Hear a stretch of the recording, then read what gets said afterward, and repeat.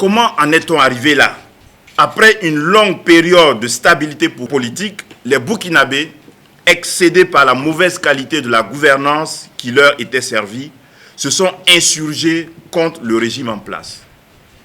Derrière la longue stabilité qu'a connue notre pays jusqu'en 2014, se profilait en réalité un terreau fertile à l'effondrement de nos capacités de riposte face à l'hydre terroriste. Si nous voulons comprendre ce qui nous arrive, il nous faut comprendre alors les ressorts profonds et les facteurs structurels qui sont à l'origine de l'expansion fulgurante du terrorisme dans notre pays. Il nous faut absolument interroger la manière dont les affaires publiques ont été gérées dans notre pays pour relever le défi planétaire qu'est le terrorisme. Le succès de la lutte contre le terrorisme implique que nous ayons une bonne lecture de la situation nationale et que nous soyons plus intelligents que ceux qui nous combattent, qui nous épient, vivent avec nous, nous étudient, nous connaissent, alors que nous semblons ne rien connaître d'eux et de leurs tactiques. L'insécurité actuelle que nous vivons n'est qu'une partie d'une crise plus vaste et essentiellement politique qui touche au fondement même de l'État-nation et à son rôle dans la société burkinabé. Des facteurs structurels comme le sous-développement, des facteurs structurels comme la corruption dans les institutions étatiques et non étatiques et dans la société burkinabé, le chômage, le manque d'opportunités économiques pour les jeunes, la pauvreté, la distribution inéquitable des ressources de l'État, sur le plan spatial et sur le plan social, les insuffisances de la gouvernance du secteur de la sécurité et de la défense ne peuvent que faciliter l'expansion du terrorisme.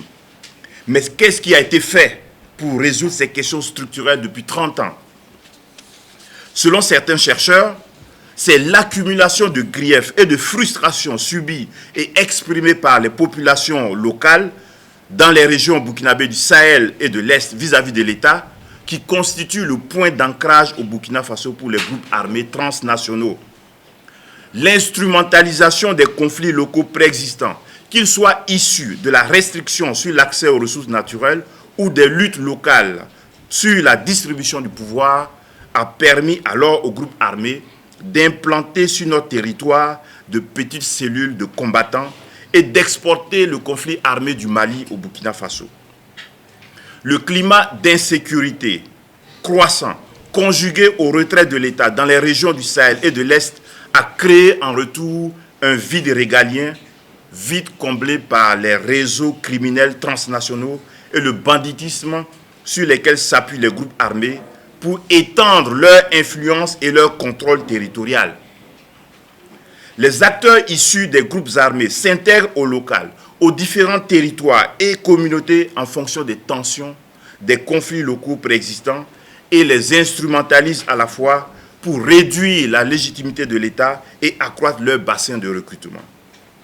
En retour, les acteurs locaux voient là l'occasion de se venger de l'État sur le plan socio-économique, de dénoncer son autoritarisme et ses abus et de renégocier l'accès aux ressources environnementales, économiques et politiques qui déterminent leurs conditions de vie et leur organisation socio-économique. C'est pourquoi la mise en place d'un programme d'urgence pour le développement des communes dans les régions touchées par le terrorisme d'un montant de plus de 455 milliards de francs CFA était bien pensée. Mais n'est-il pas trop tard quand on sait que les populations fuient les communes bénéficiaires, notamment celles du Sahel?